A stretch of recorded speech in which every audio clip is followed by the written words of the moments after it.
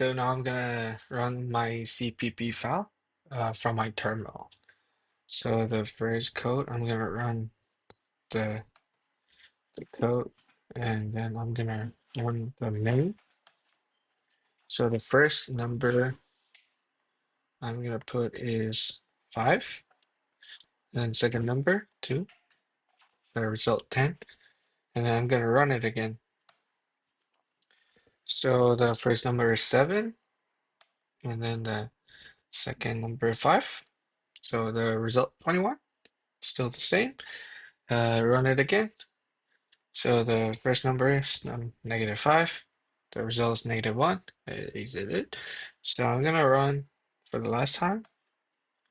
So the first number 5, and then the second number -2.